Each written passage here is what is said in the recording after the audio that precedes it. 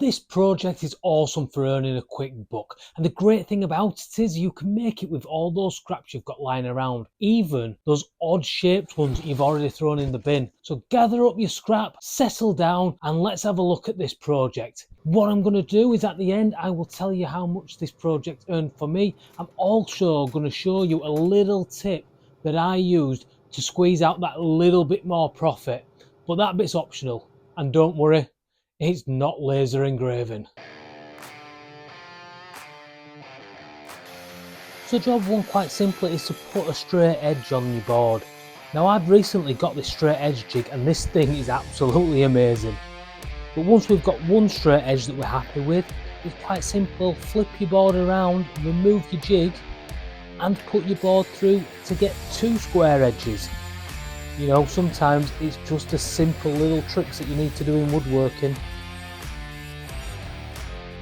Now I'm going to measure out how long I want each board, because when I glue them together I want to come in at a particular size. The dimensions are going to be roughly about 40 centimetres wide in the end, and the ratio is going to be similar to a flag. But don't worry, it's not a flag.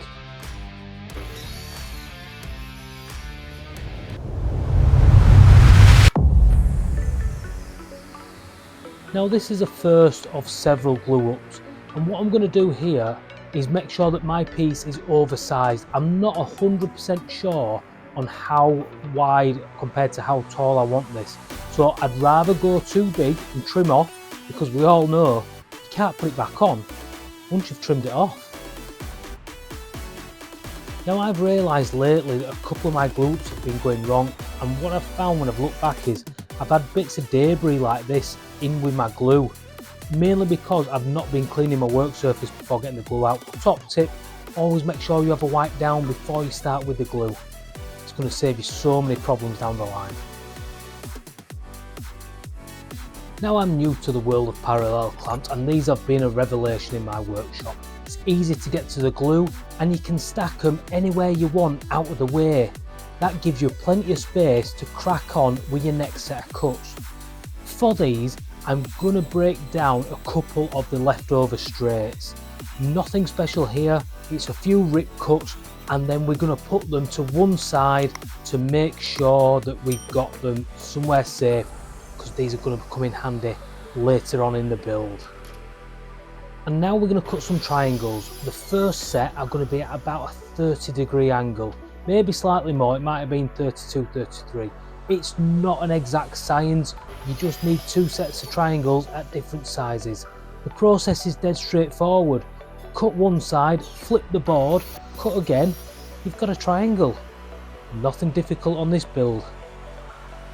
Making money doesn't have to be hard, and I've always found that the easier you keep it, the easier the money seems to come. Now we're going to need what I would call 3 stumpy little bits, and for this I'm going to use my new cross-cut sled. So it's on with the saw, and let's make 3 quick cuts so we've got 3 equal little pieces. Again, nice and simple here. Now this is a new technique for me, but I'm going to do a little bit of burning. Can't hurt, can it? I mean, no one's ever burnt the shop down by accident, have they? Especially not me with these matches anyway. But once I've got it lit, I want to scorch the edge. It's not a deep burn, we're not looking for charcoal, we're just looking to add that little bit of colour on them. You want one set to stand out from the other.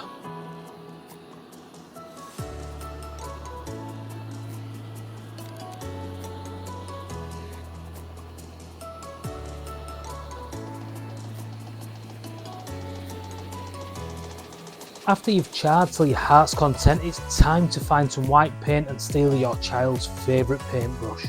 Don't worry, you're not using it for long, so you'll be able to get it cleaned and back before anyone ever notices.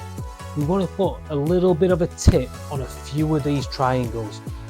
This is going to become really important later on, because along with the charring, it's going to help us to add some depth to the project.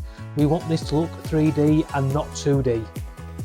Colours, charring, and a little bit of scale always helps with that. Now as we're waiting for the larger board to dry, I might as well stick these little pieces on now, or at least the first layer. So it's back with some glue. I'm going to dab it behind each one. I'm going to run a slim piece along the bottom to lift these triangles up a little bit because I don't want it all to be the same height. As always, I've got far too much glue, so the universal glue spreader is out. It'll collect a little bit of glue and it'll put it on the back of the triangles. Once they've all got a nice covering of glue, I'm going to put a caul across all 4 of them, pinning it down in place and allowing everything to glue and dry at the same time.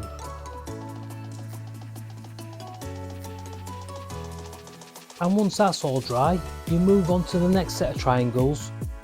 Place your spacers on first, then your triangles, offsetting them against the back 4 before sticking another caul on again and gluing back down.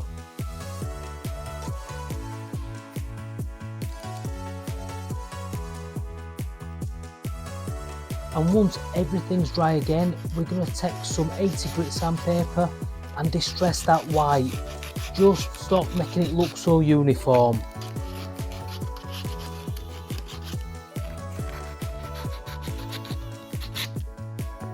Now it's time to trim this down to size, and true to form, I've managed to make this way too big, but that's a good thing. It's easier to take it off than it is to stick it back on.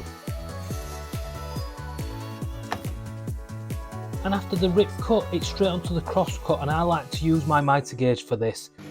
Couple that with the extended fence and it's fantastic for stability. And with cutting all done, you might remember these pieces we put to one side. They're going to come into their own now because we're going to build a frame with it. Again, nothing difficult with this side of the build, just keep it simple. I like to lay my boards out and then take referential markings. Go away, make the cut, come back, check, cut again, and make sure that I don't leave it short. By sneaking up, it means that I waste less wood. Yes, it'll take a minute or so longer, but other than that, you can't go wrong with it. Moving on swiftly from the last of the cuts, we're on to gluing now, and what could go wrong adding a little bit of this white stuff? I've chosen its best partner yet again, the International Glue Spreader, also known as one of your fingers, and we run a good healthy bead down one side before adding the piece on. Repeat all 4 sides and add some clamps. The only problem you're going to find is, as always, you'll be amazed at how one piece can end up having so many clamps on at one time. Now before we get into the final stages and the grand reveal, I just want to ask you a question, and I won't labour this. 90% of my regular viewers aren't subscribed. If you get a chance, do me a favour, it helps me out a ton, and just hit that subscribe button for me. And with the clamps off for what I promise is the last time in this build, it's time to do the only bit of sanding that this project has. I've kept this to a minimum because the brief was to keep it rustic. I do, however, just want to smooth those edges over just a tad. It was a little too rustic in my opinion. Moving on, this is the final task, and you could have left this project there, but I've chosen to put a little bit of lighting in with this LED strip. Again, little touches like this are where you can charge that little bit more, and when you look at the £2 that an LED strip like this costs, you might be able to charge up to another tenner. I don't think that's bad going.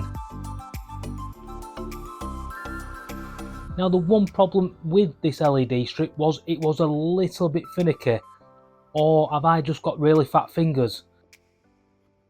So with the build finished, let's talk about the cost. The grand expenditure here has been £2 on that LED strip. Nice and cheap. Everything else is reused material. The wood itself is some pallet wood that I was given by another maker, so thank you to Martin for the Laughing Carpenter. Go say hi on his channel and tell him that I sent you.